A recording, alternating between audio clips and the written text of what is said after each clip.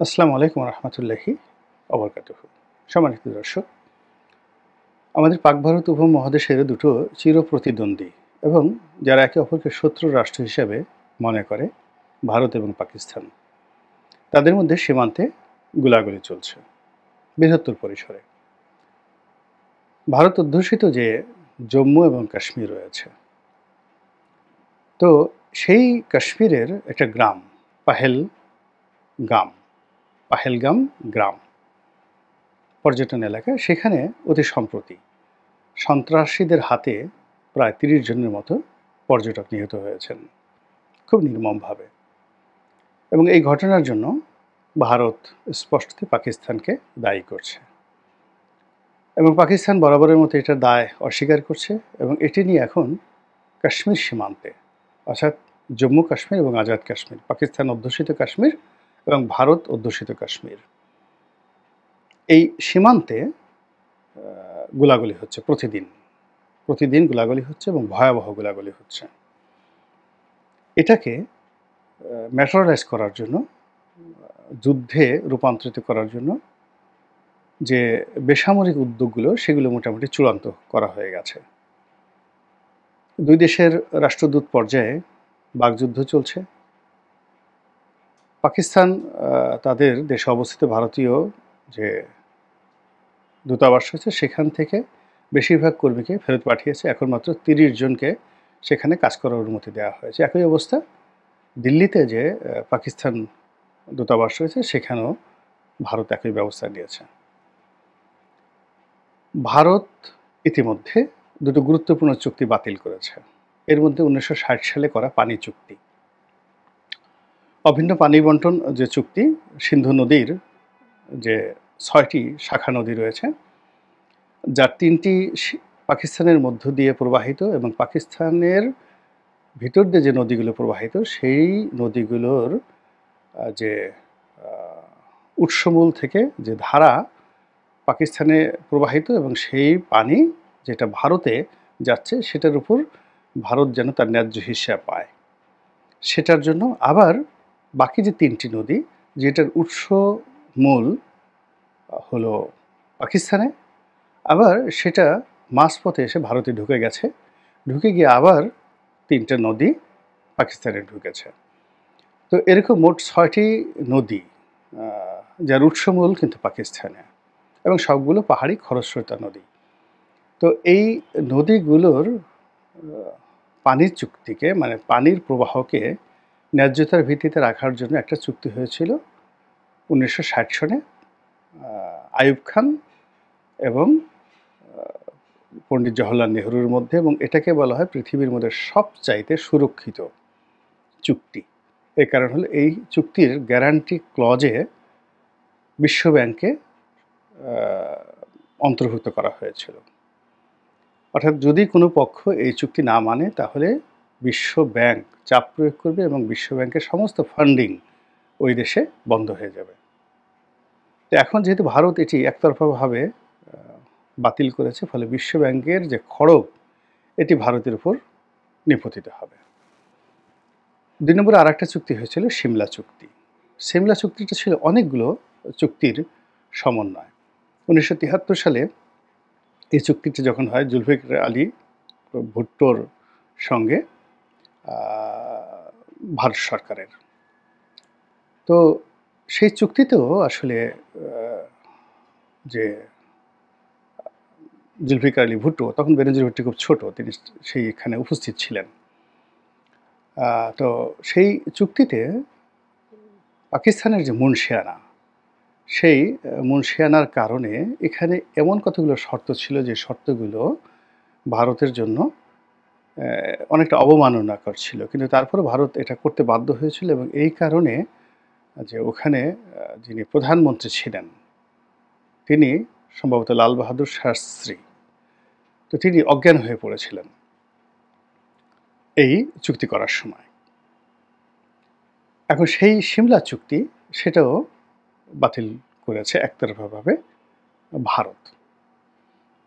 এবং এই দুটো চুক্তির বাতিলের পাশাপাশি কিছু বাণিজ্য নিষেধাজ্ঞা দিয়েছে, একইভাবে পাকিস্তানে বাণিজ্য নিষেধাজ্ঞা দিয়েছে এবং পাকিস্তানের যে আকাশপথ এটি ভারতের জন্য নিষিদ্ধ করেছে এবং আপনি জানেন যে পাকিস্তানের আকাশপথ ভারতের জন্য খুবই গুরুত্বপূর্ণ। অর্থাৎ ভারতের আকাশপথ ব্যবহার না করেও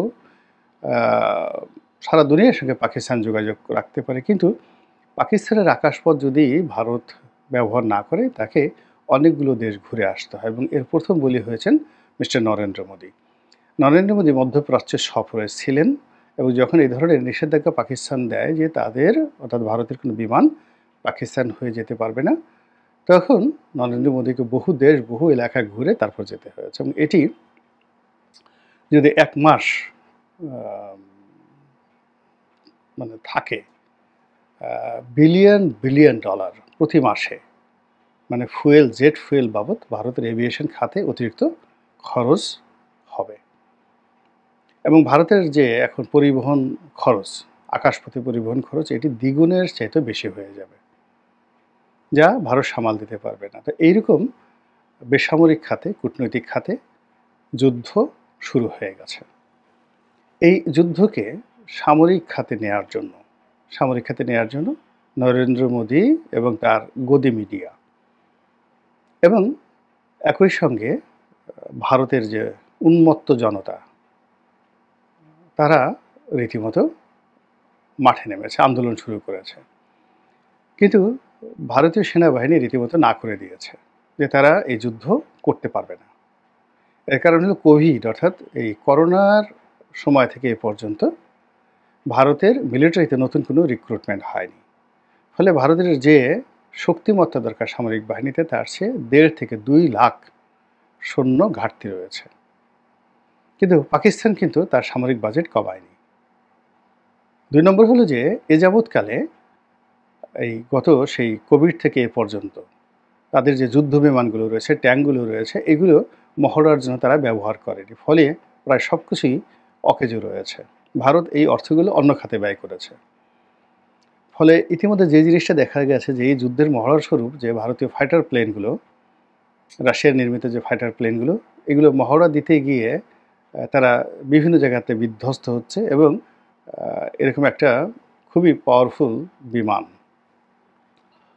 তো সেই বিমান কি করলো, আবাসিক এলাকায় বোমা বর্ষণ করে বসলো এবং এটি নিয়ে পুরো ভারত তোলপাড় যে যারা একটি বিমান চালাতে পারে না সেই বিমান দিয়ে কি আক্রমণ করবে। এর আগে যখন ভারত এবং পাকিস্তানের মধ্যে উত্তেজনা তৈরি হলো, তখন ভারত সার্জিক্যাল স্ট্রাইক চালানোর নাম করে একটা ফাইটার প্লেন সেখানে পাঠিয়েছিল।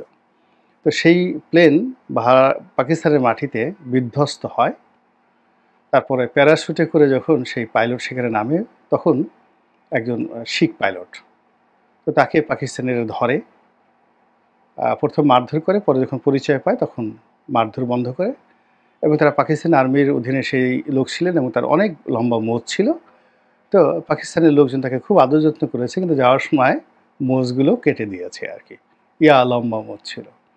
তো এটা নিয়ে এখন পর্যন্ত হাসাহাসি হয়। ফলে আমরা যেটা দেখতে পাচ্ছি যে পাকিস্তান সামরিক বাহিনীর যিনি সেনাপ্রধান, তিনি একটার পর একটা বক্তব্য দিয়ে যাচ্ছেন এবং পুরো পাকিস্তান না খেয়ে মরে যাব, রক্ত দেব, কিন্তু কোনো অবস্থাতেই এই ভারতকে একটু ছাড় নয়।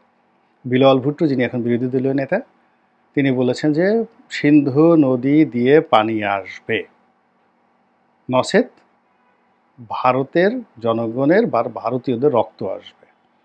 এর চেয়ে আর কোনো কঠিন কথা হতে পারে না। তো এখন ভারত কি যুদ্ধ করবে বা যুদ্ধ করার ক্ষমতা রাখে কিনা, এটা নিয়ে আমরা কিছু বলার আগেই ভারতের যে সামরিক বিশেষজ্ঞ রয়েছে তারা নানা রকম কথাবার্তা বলছেন এবং সাবেক জেনারেলরা রেগে মেগে একেবারে রীতিমতো নরেন্দ্র মোদীর 14 গোষ্ঠী উদ্ধার করছেন যে এই অসম যুদ্ধ, এখানে এই মুহূর্তে পাকিস্তানের সঙ্গে যুদ্ধ করতে গেলে মার খেতে হবে। কিন্তু এই ঘটনা কিন্তু আগে হতো না। এই কোভিডের আগে, অর্থাৎ 2021 সনের আগে ভারতীয় সাবেক জেনারেলরা এই সবসময় ভারতকে উদ্বুদ্ধ করতো যে তোমরা যুদ্ধ করো, কিন্তু এখন সেটা উল্টো হয়ে গেছে। তো এরকম একটা যুদ্ধ অবস্থা যখন ভারতের সাথে পাকিস্তানের সাথে চলছে, তারই প্রাথমিক প্রস্তুতি হিসেবে সীমান্তে স্থল যুদ্ধ গোলাগুলি হচ্ছে প্রতিদিনই এবং সেই গুলাগুলি তো বাংলাদেশের বিএসএফের সাথে বাংলাদেশের বিজিবির সাথে ভারতের বিএসএফের না, ওখানে যে গুলাগুলি, সেখানে পৃথিবীর সবচেয়ে দামি গোলা বারুদ, দামি অস্ত্র কন্টিনিউয়াসলি সেখানে কি হতে পারে, ওইরকম অস্ত্রের মহড়া একমাত্র ইউক্রেন এবং রাশিয়াতে এই মুহূর্তে হচ্ছে। আফগানিস্তানে হয়েছিল, যেখানে রাশিয়ান অস্ত্র এবং আমেরিকান অস্ত্র মুখোমুখি হয়েছিল। ঠিক এখানেও ঠিক একই অবস্থা।